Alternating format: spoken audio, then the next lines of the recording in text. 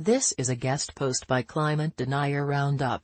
Two great pieces of journalism were published this week we'd like to draw attention to today.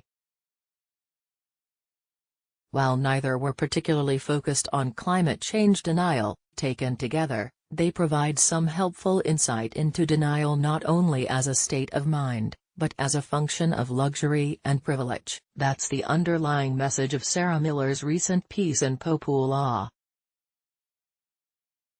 Miller poses as a wealthy married woman interested in purchasing pricey Miami real estate, feigning interest before springing her key question: is it smart to buy something with a 30-year mortgage in Miami, given the fact that sea level rise is already regularly flooding the city?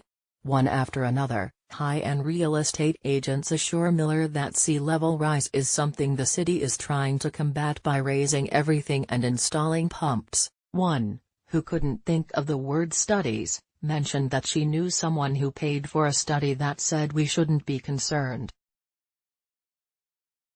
Unless you have a family, and you're planning on staying here. Miami, a thriving city with new construction that's perfect for you, as long as you don't intend to stay for your 30-year mortgage. One agent tells Miller that the raised sidewalks and new pumps mean all that excess water just goes into the drain, and therefore the problem is fixed. And one of Miller's real estate agents reminded her that the scientists, economists and environmentalists who are concerned about climate impacts to Miami shouldn't be, because they don't realize what a wealthy area this is. Sadly, that's probably more right than it should be.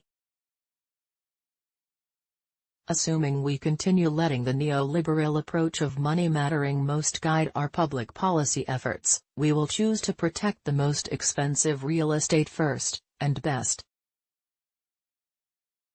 Those who can afford to lobby policymakers to protect their prized property with seawalls and raised sidewalks will be fine, and communities who can afford to buy and install new pumps might not be too upset, at least in the first few decades. But for those who can't simply throw money at the problem, climate change is already leading to incredible struggle and community-wide upheaval.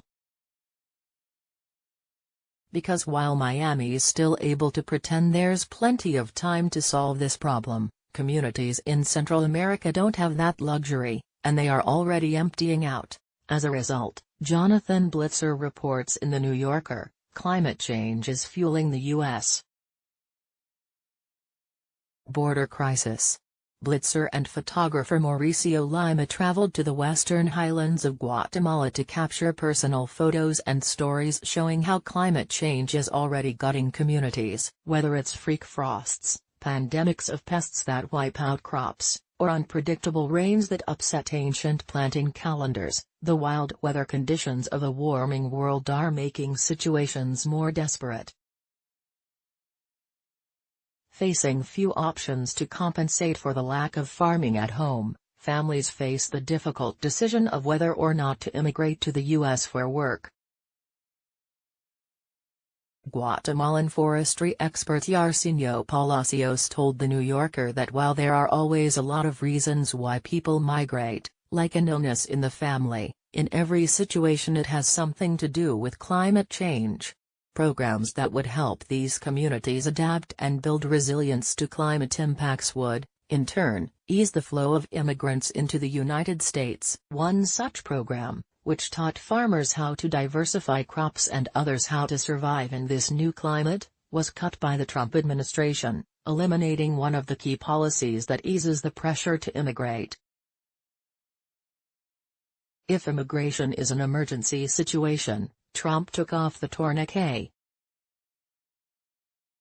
And that's a big if. Apparently the administration isn't worried about the climate conditions in Central America, which are fine unless, in the words of Miami's finest real estate agents, you have a family, and you're planning on staying.